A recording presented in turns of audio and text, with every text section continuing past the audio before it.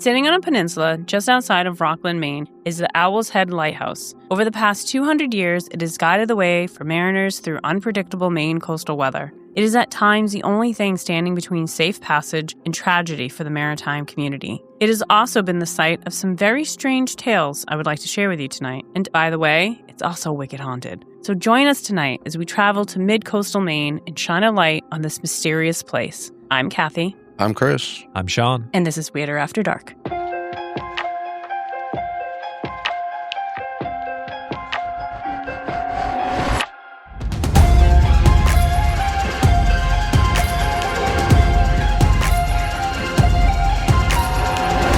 Back to Maine. This will be back-to-back weeks in Maine, too, which is... Last week was your Maine story. Mm-hmm. Yeah. I might have a Maine-related story coming up. Oh, poppin'. Wow. Okay, All we're going to be right. on a little bit of a run. Very cool. So, lighthouses, from what I gathered from that intro, Kathy. Do you like lighthouses? I love lighthouses. Yeah? Have you Yeah, been I to a think they're bunch? so cool. Yeah, I did a little mini road trip with my friend Ashley, and we went up the coast, and Nice. it was a lot of fun. Portland Head, absolutely gorgeous. Getting out, walking on the rocks, Yeah. being on the coast, So pretty. going in Portland for a little bit. Mm-hmm. Yeah, it's gorgeous. I was going to say that's such a middle-aged white woman thing to do, to go look at lighthouses, but Sean's right there with you. Yeah, I mean, hey.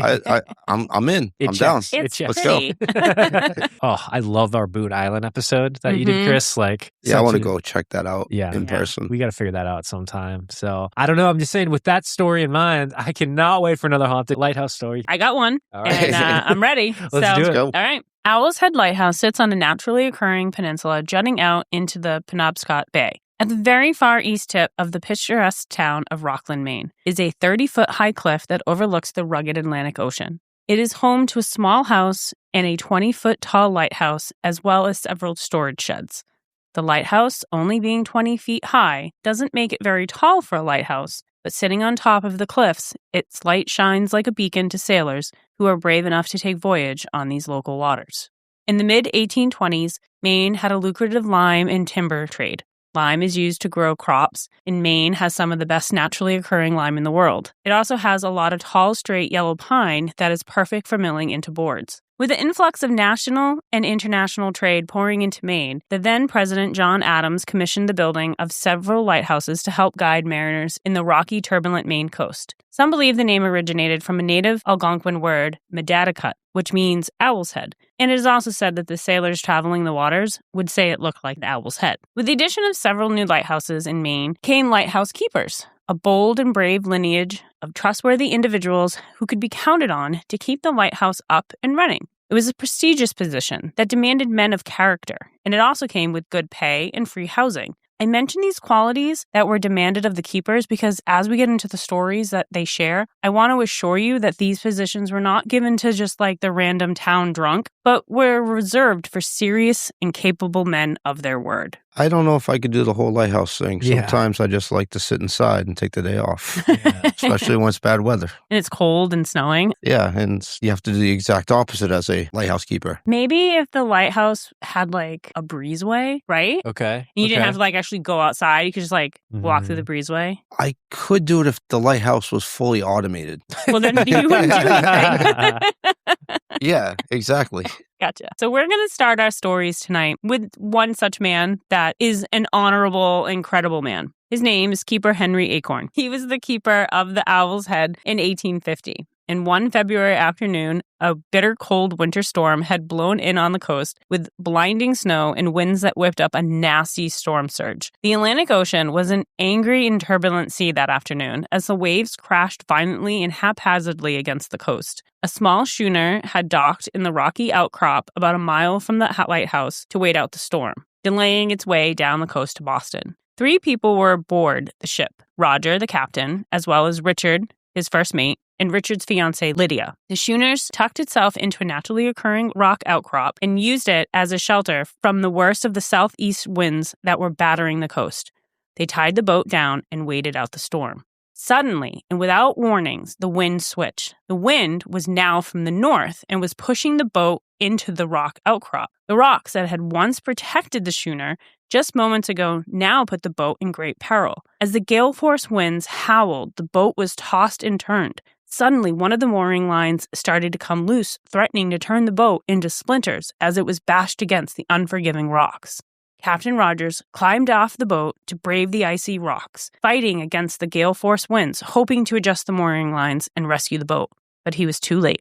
The moorings had slipped, and the boat was adrift, with his 2 passengers left inside. The schooner was thrown, battered, and then wrecked on a group of rocks about 60 feet from shore. Did they die? We'll find out. Not protected by the inlet, it now threatened to break apart at any moment as the surging storm repeatedly beat her against the rocks. Captain Roger, now soaking wet from the ocean spray of crashing waves, had to find help. He needed to get his passengers to safety. In the blinding, swirling snowstorm, he could only make out one feature, the Owls Head Lighthouse. Its light was the only beacon of hope visible in the oppressive whiteout storm. Rogers started the treacherous mile-long hike along the rocky, jagged shoreline. Being battered by the cutting, relentless winds, he inched closer to the light. His only visible landmark was that light, a guide to safety, something to help him. The storm seemed to throw the worst it could at Captain Rogers, but he pushed onward, pushing his way down the coast. Finally, he was almost there, just a few yards from the light. Rogers' relief was short-lived, as the imposing 30-foot cliff the lighthouse sits upon came into full view, and he found himself at the bottom of it. Soaking wet, impossibly cold and exhausted, he started his ascent up the rocky cliff face. Half dead, he was able to make it to the door. Henry, the lighthouse keeper, dragged the half-frozen man inside and placed him near the hearth. He warmed him up some brandy, but Captain Rogers did not want it. Barely able to talk, he whispered about his wrecked boat. He was only interested in his 2 passengers still stuck in the soon-to-be splinters of the schooner he had left behind. I respect it, but drink the brandy, man. Yeah, You just drink drink it. Take the brandy. I'll take the brandy, then I'll tell you about the boat. Yeah. Henry quickly gathered a dozen local and capable men and made their way to the place the captain said he had last seen the schooner. As the storm started to let up, Henry and his rescue team were able to take the rowboats out to the wreck and climb aboard. But it was too late. The couple was found in the cabin under several blankets, frozen solid. They had to remove the 2 bodies as one because they were frozen together in the twisted, ice-covered blankets. They got the couple back to the lighthouse just a few hours after the boat had broken its mooring. They started to use water to thaw out the bodies to remove the blankets to prepare them for when the undertaker got there. To the surprise of all of the men, Lydia's chest began to move. No. She seemed to take a breath. They quickly continued to pour water on her and Richard to thaw them out, and she started to come to. Miraculously, she was still alive. 10 minutes later, Richard started to stir and sat up straight before collapsing back to the table, scaring all of the grown men in the room. How? Like cryogenic, like freezing alive? I mentioned that All this right. might be that first case. So against all Hold on, odds... no, you're not moving on yet. I in my brain, I was just like, oh, it's like a Notebook moment. They died together, holding each other. That's cute. And they're like, they separate. I was like, no, leave them together. And now I'm like, oh, take them apart. Yeah, as they're warming them up, these people, they're coming to, and against all odds, they both make a full recovery. Insanity. So cool. They did, in fact, go on to get married, and they went on to have 4 children. However, Captain Rogers did not fare so well, and he ended up passing away to the cold that he had to suffer through that night. Should have drank that brandy, bitch. Should have drank it. Stay in the boat. The couple went on to name their 2 oldest boys, Roger and Henry, in honor of their rescuers. So, like we said, maybe this is the first successful case of cryogenics. Maybe their temperatures and pulses were just too low and it looked like they were dead. I mean, who knows? They were sailors, not doctors. But either way, super creepy story. Yeah, what a cool story. Like, Could you imagine, though, like you're thawing people out thinking that they're dead and then they come back alive? That would scare the shit out of me. No, Yeah. I'd be like some zombies, witches. I don't know where I'd go. I'd probably kill them. They're going back. Take like the frying pan and smack them in the head. hit it with something heavy. It's so cool they could like have kids too. Like you think like that'd mess your body up pretty good. I mean, I guess they freeze eggs and stuff. Like I take it back. I couldn't be a lighthouse keeper. Yeah. No, zombie apocalypse shit. Yeah, nope. Gang, we've been talking about it for months, but they're finally here. We've officially started collaborating with Ghost Poppy on 3 uniquely weirder After Dark candles, and they're available right now. Our first one is simply branded Weirder After Dark, and it's everything you would expect when sitting around a campfire, sharing stories with your friends in New England. Hints of maple, clove, earth, smoked amber, pine, cedar, patchouli, a true hanging out by the fire vibe. We'll also have 2 scents inspired by 2 of our favorite Weirder After Dark tales. The first being Chris's story on Boone Island. Guys, wait, wasn't that one about cannibalism? It sure was, but it also takes place on an island off the rocky coast of Maine, and that's what you can expect with this candle. Think scents of moss, earth, juniper, bergamot, ozone, the fresh sense of being on an island after an intense thunderstorm. That sounds so much nicer than what I was thinking. Thank you, guys. So much nicer. And lastly, a scent inspired by the Voynich manuscript, a story we were all captivated by. And for this one, imagine yourself peaceful and curiously reading an ancient manuscript in a quiet library. You'll get the scents of bergamot, eucalyptus, balsam, leather, and patchouli. And you can feel good about buying these candles. Why? Because it's made by a small US-based business, and they've been such a pleasure to work with. Carla and her husband Sean make these candles by hand. They're 100% soy-based, vegan, paraben, and sulfate and cruelty-free, which means absolutely no nasty chemicals and all the good feels for you. So gang, if you're loving these episodes and want to support us, head over to ghostpoppy.com and find the Weirder After Dark collection. The link will be in the description and pick up some of your own candles today. It would absolutely mean the world. Thanks. So that's the first of many strange and interesting tales at the Owls Head Lighthouse. Our second tale is that of a lighthouse keeper named Spot. Spot? Yes, Spot. And yes, Spot was a dog. Spot was raised at the lighthouse, and the keeper's children had even taught Spot how to ring the fog bell for the boats as they neared the rocky shore. He was such a good boy, and he did this on such a regular basis that even the captains of the boats traveling the route to the Maine shoreline grew accustomed to hearing Spot barking, that they knew to blow their horns in return, almost as a way to say hello. Oh, cute. One night, a storm came in over the ocean, bringing whiteout conditions and winds that cut like razors. The wife of one of the captains of the boat calls to the lighthouse and asks the keeper if her husband's boat had been seen because he hadn't returned home yet. They sent Spot out to ring the fog bell, hoping that the captain would hear it and single back. Unfortunately, Spot couldn't find the bell rope. It was buried deep under a pile of snow, and unable to find it, he finally surrendered and returned home. Spot laid by the fire, but was unable to settle, when suddenly he sprang from his bed, ran to the door, scratching and barking to be let out. Once released into the storm, he ran to the rocky edge and barked, where then, finally, he got the return sound of the horn of the captain's boat. Spot ran along the edge of the cliffs, helping the captain make his way around the peninsula, where he was able to finally make his way back to the docks. Oh, what a good boy. Mhm. What a good boy.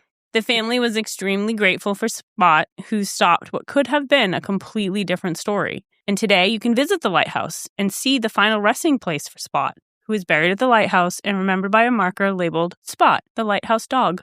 Oh. Yeah, it's not really spooky, Yeah. but I don't know, I liked How it. lazy is this lighthouse keeper that he sends his dog out to save boats?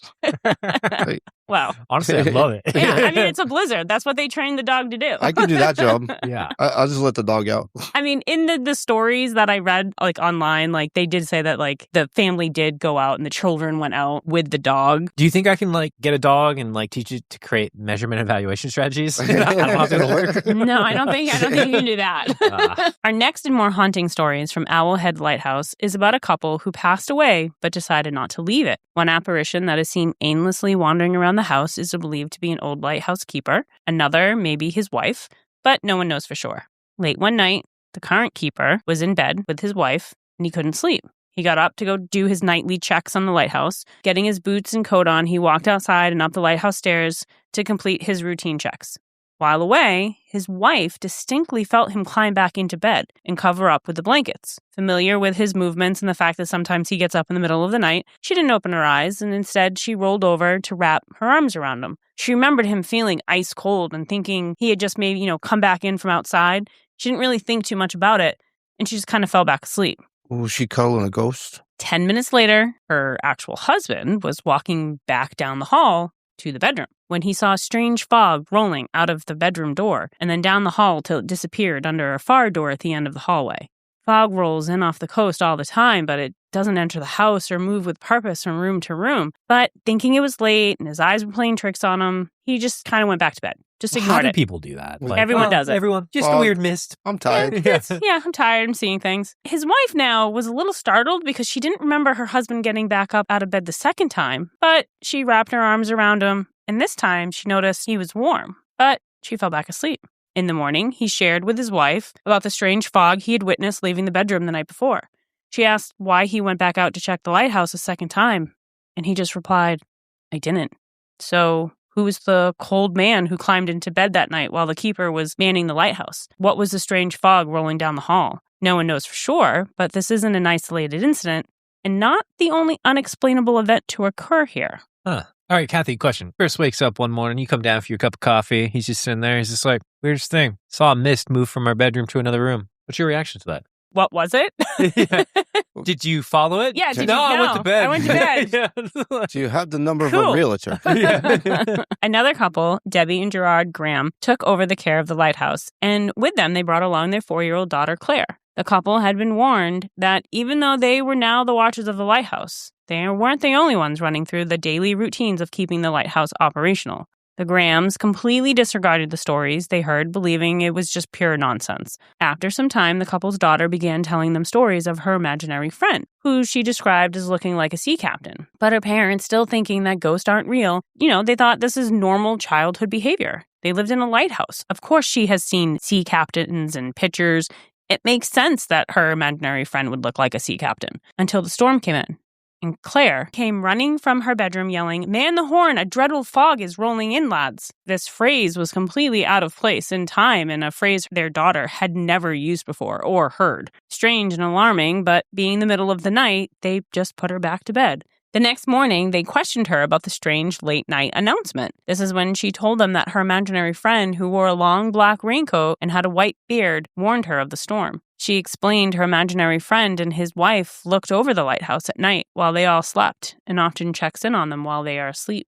I don't like that. They sound friendly, but I don't like it. Are these two different That's the same situations? One climbing into bed with some random girl. Creeper. I'm just saying. Hey, it's the ghost. It's not Chris. The other apparition that has been reported over the years is referred to as a little lady. People report seeing her rocking in a rocker, staring out the window of what would be the children's room, and most often is seen in the kitchen and the hallways. She has been heard late at night closing cabinet doors and rattling silverware. Despite these late-night wake-up calls as she busies herself in the kitchen, everyone who encountered her reports a calm, peaceful, loving presence. She has the presence of a caregiver of sorts, and while startling, people report a positive energy about her. Many believe she is the wife of the former lighthouse keeper, who is the other apparition claimed to be seen in the house wearing the long black raincoat. People believe the couple continues to overlook and work at the Owl's Head till this day.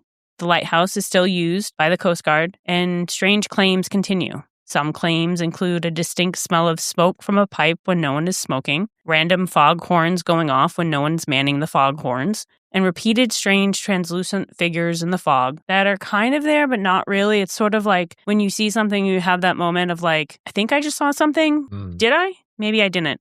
And lighthouses have a strong and storied history on the Maine coast. Lighthouse keepers kept watch over the stormy seas for generations, a beacon of light to the lost and vulnerable, holding a sacred duty to the maritime community. Today, most lighthouses are fully automated, and captains have navigation tools that tell them exactly where they are no matter what the weather is. But for a long time, these brave souls were the only line between safe passage and tragedy for sailors and passengers alike. Given the seriousness of their position and the character required of their job, I, for one, will not dismiss their tales lightly. The translucent couple overseeing Owl's Head don't seem to be malicious or evil, rather helpful and diligent, as one might expect an apparition of a lighthouse keeper couple to be. So there it is, a generation of strange, mysterious stories from the Owl's Head Lighthouse. Any one of these stories alone are enough to give you goosebumps, but take them in all at once. I'm hard-pressed to say there's not something more supernatural happening on this property. And as a fan of lighthouses, I vote to put this on our Waiter After Dark road trip map. Let's do it. Let's go. Man, the foghorn, the spirit's coming. Fine spot. I like this story. It's paranormal, but it's kind of sweet. Yeah. Nothing like evil's happening. There's nothing scary about it. It's just kind of cool. Yeah, it's just kind of a cool spot, and it's a nice little story. What do you think causes the spirits to be there? Because like nothing like bad really happened here, right? You had the one guy who died, but other than that, I don't know. I think like if you go down that road of like they spend so much of their time there, like dedicated to like this is my job, and they go through like it's kind of like those what do they call it? Like when the spirit Like is residual. Yeah, it's just sort of going through that same motion. Like that spirit gets up in the middle of the night, does the nightly checks on the lighthouse, and then like gets back into bed. I guess if we look at last week's episode too, if we take that Nellie was real, she came back as a spirit in someone's basement. Yeah. Unrelated to where she lived or and died or started her own cult. Yeah. So hey, I guess, what do we know about the afterlife? Yeah. No, I love that story too though. Lighthouses. Lighthouses just have a creepy vibe. They kind of do, right? Like, because you got to think too, like, even though they're there and they're like guiding boats to safety, like, I'm sure like boats crash and sink to the bottom of the ocean, especially back then, probably like all the time. The way you were describing it, it really is a very serious position. Like people's lives count on this guy going and doing his job exactly right every time. And I can see why that would carry some kind of energy, or somebody would do that almost residually, right? Well, yeah, it's a huge responsibility, right? Because like if that fire goes out, that's keeping the light going. You could be responsible for deaths. When you put it like that, I guess I get it. Do you know what else Rockland, Maine is known for? What, Sean? Apparently, it is the lobster capital of the world. Ooh. Yeah. Do you guys like lobster? You lobster people? I'll do some lobster. Oh, yeah, I like some lobster claw. Well, apparently they have an annual lobster festival. Ooh. So, So, road trip. See a lighthouse, get some lobster. John will eat some seaweed. Yeah. Yeah, I'll drink some ocean water. yeah. Photosynthesize. Maybe don't drink some ocean water. Wow. Because it's salt. You'll dehydrate. Well, whatever. I'm not worried about it. Anyways, Okay. Well, thanks for sharing the story, Kathy. That took a weird turn. Yeah, it did. Well, Kathy, thank you so much for sharing this story. This was awesome. Gang, we hope that you enjoyed it as well. If you did, be sure to go ahead and check out our Instagram, where Kathy will be going ahead and will be posting some images to support her story of the Owl Head Lighthouse. And it's not just Instagram. We are out there building some what? Community. That means that you can go ahead and visit us on Reddit and Facebook as well as Instagram. Again, that is at Weirder After Dark, where you can come talk to us and other listeners who are enjoying these episodes just like you. And remember, we are always on the hunt for your weird New England stories. Do you have a dog? Cool. Is his name Spawn? If he saves ships from crashing, send us that story. You've been to a lighthouse and seen any ghosts? We want to hear that. Do you like lobster? Join us for a festival. Send those emails to thegang@weirderafterdark.com or any of your other weird New England tales. And if you're liking this shit, if you're absolutely in love with this shit, the best thing that you can do for us is go ahead and leave a 5-star review wherever it is that you are listening. And if you really like us, go to ghostpoppy.com. This is subliminal messaging and buy a candle. Buy our candles. They smell amazing. Woo! And as always, don't forget, it always gets a little weirder after dark. Bye. Thank you, guys.